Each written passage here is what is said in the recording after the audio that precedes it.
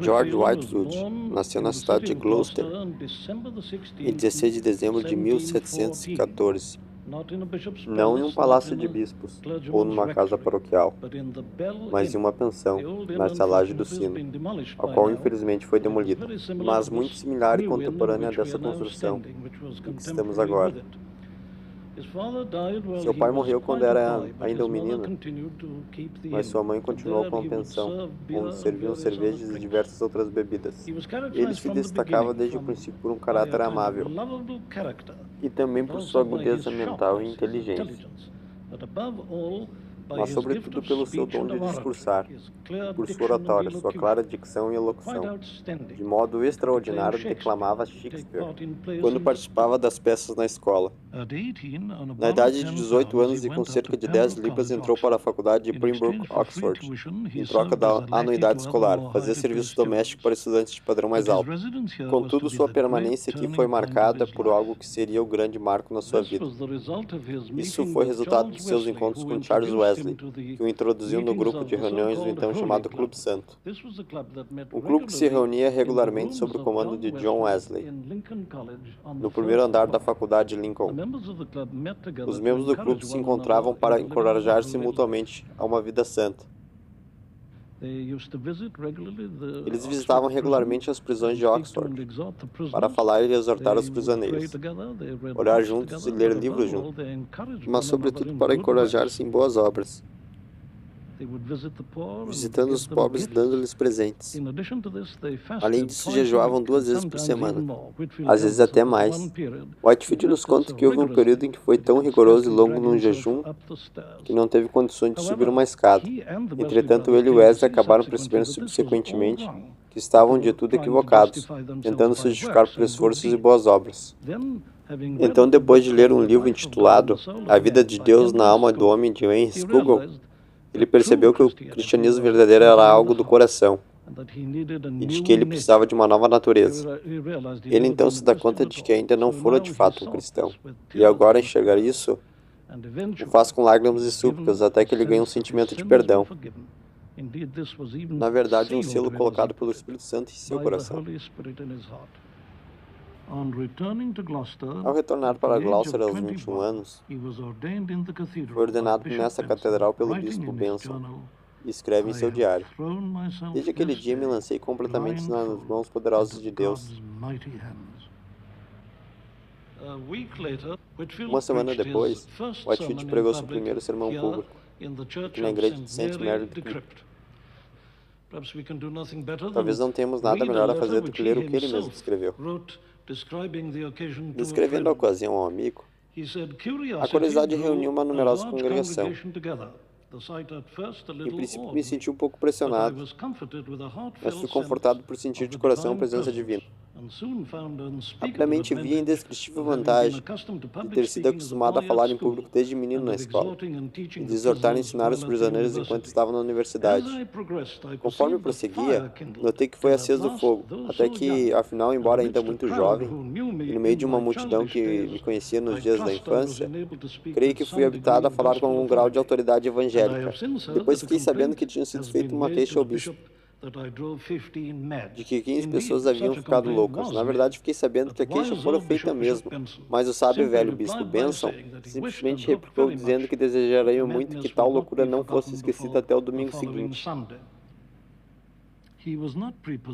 Tinha a prerrogativa de fixar os olhos, com o resultado de um sarampo na infância. Tinha um desvio no seu olho esquerdo, o que lhe rendeu o apelido de Dr. Squinton. Mas isso também teve o curioso efeito de fazer cada pessoa pensar que os olhos do pregador estivessem sobre ela, sem ter como escapar. Durante os próximos 34 anos e meio, ele pregou cerca de 18.000 sermões.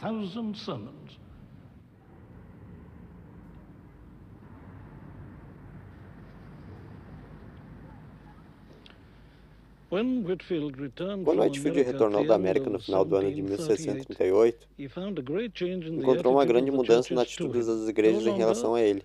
Não mais foi recebido de braços abertos como em 1737, e os púlpitos lhe foram fechados. Além desse problema, ficou bastante impressionado com a situação dos mineiros de Kingswood, um vilarejo nos arredores de Bristol. Eles estavam vendo sobre brutalidade e pecado. Não havia ninguém para pregar-lhes, e nem igreja por lá. O que poderia ser feito? Então, em fevereiro de 1739, tomou uma das maiores decisões de toda a sua vida, o que mudou completamente o rumo do seu futuro e de todo o avivamento metodista. Decidiu que deveria levar o evangelho às pessoas. Então, aqui na montanha de Hannan, Kingswood, nos arredores de Bristol, pregou pela primeira vez ao ar livre o evangelho de Jesus Cristo. Então Whitefield se pôs neste local para pregar aquela estranha congregação. Para isso usou o texto dos primeiros 3 versos do 5º capítulo do Evangelho segundo Mateus, uma parte do Sermão da Montanha do Senhor Jesus, e pregou ao ar livre. Inicialmente teve uma congregação de 200 pessoas, logo de 2.000 e até 20.000 pessoas. Whitefield começou a contar com congregações receptivas. A primeira descoberta de que eles estavam sendo comentados pela mensagem foi perceber sucos brancos feitos pelas lágrimas, escorrendo no rosto enegrecido dos carvoeiros, ao saírem das minas. No final deste incidente, Whitefield escreveu no seu diário: "Creio que nunca fui mais aceitável ao meu mestre do que quando me pus a exortar aqueles ouvintes ao ar livre."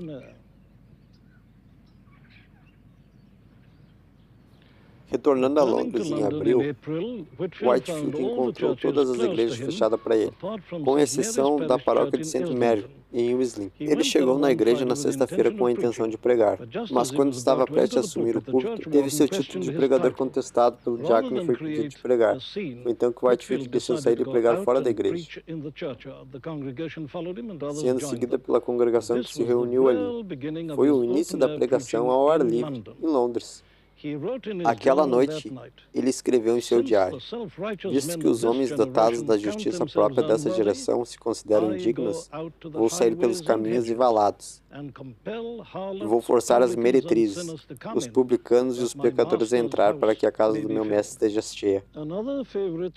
Outro ponto de pregação favorito de Whitefield foi Minchinhampton Common, em Gloucester, onde exatamente neste local pregou várias vezes a grandes congregações de 20 a 30 mil pessoas nesse Whitfield Camp. Alguns ficavam mais próximos quanto possível, mas há contemporâneos que registram que pessoas até cerca de 1 milha de distância podiam ouvi-lo muito claramente como se estivesse aqui.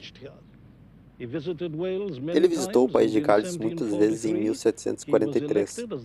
Foi eleito como o primeiro moderador da conexão do metodismo calvinista galês.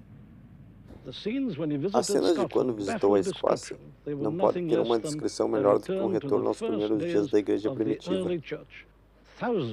Milhares foram acrescentados às igrejas, de todas as denominações em todos esses países.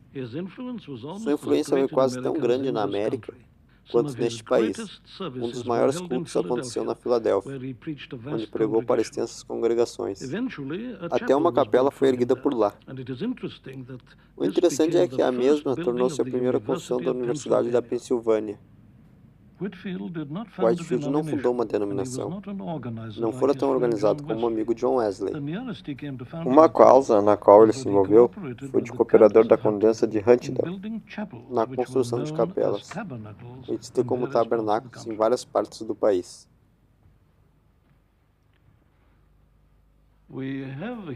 Temos aqui o que agora é conhecido como Tabernáculo Rodborough, um exemplo perfeito de uma das capelas, que foram construídas pela condessa de Huntingdon. A menção do nome Lady Huntingdon nos faz lembrar de outro ponto importante concernente a George Whitefield e sua pregação. Alguns têm a impressão de que sua oratória atraía apenas bêbados e mineiros, mas isso está longe de ser o caso. Ele era igualmente popular entre a nobreza e os poderosos da época. Tome, por exemplo, o conhecido ator David Garrick. Garrick disse que ele poderia fazer derreter um auditório de alegre euforia às lágrimas, meramente por dizer ou pronunciar a palavra Mesopotâmia de diferentes maneiras. Garrick também disse que seria capaz de pagar 100 guinéus se pudesse tão somente dizer a palavra ou com o mesmo ímpeto e efeito de Whitefield. O grande Lord Churchfield frequentemente frequentava as reuniões de Whitfield na casa da Condessa de Huntingdon.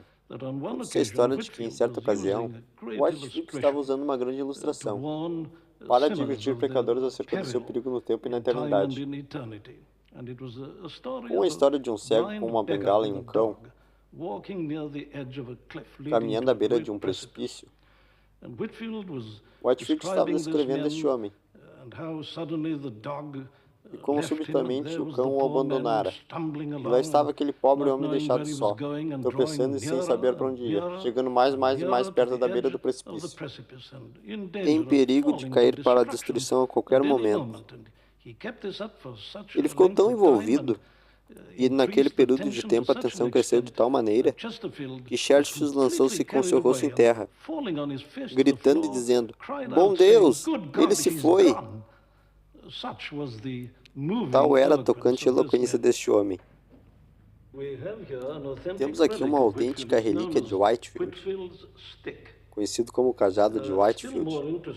Ainda mais interessante e importante é essa cadeira, que está neste tabernáculo, onde encontramos algumas poucas linhas escritas por um dos seus primeiros ministros. Como podemos ler: "Se uma pessoa de amor desejar estar aqui, faça-me lembrar que sou a cadeira de Whitefield. Suportei seu peso, testemunhei seus temores, suas fervorosas orações, suas lágrimas de interesse.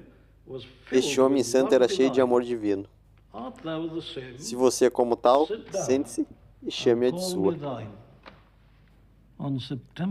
Em 29 de setembro de 1770, com a idade de 56 anos, pregou seu último sermão num lugar chamado Exeter, na Nova Inglaterra. Extremamente fraco desde o início, pregou por 2 horas.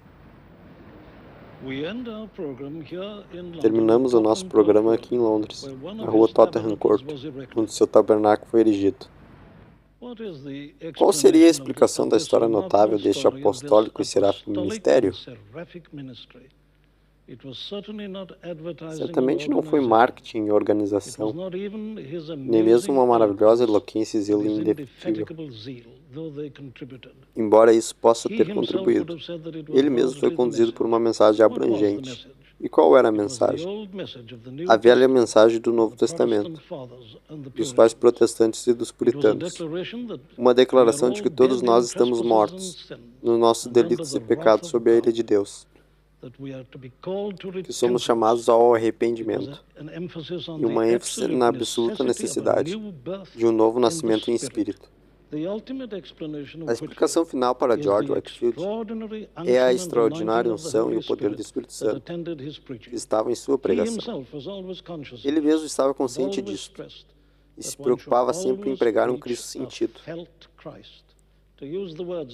Usando as palavras do apóstolo Paulo, o evangelho de Whitefield veio às pessoas, não somente em palavras, mas em certeza e poder no Espírito Santo. Isso tem algo a dizer a nós hoje? Seguramente sim, porque os homens e o mundo ainda são os mesmos do início do século XVIII. Ainda mais importante, o Deus de Whitefield ainda é o mesmo. Nós honramos sua memória mais do que tudo, se buscarmos com diligência este mesmo Deus, buscado por ele, seus amigos e contemporâneos.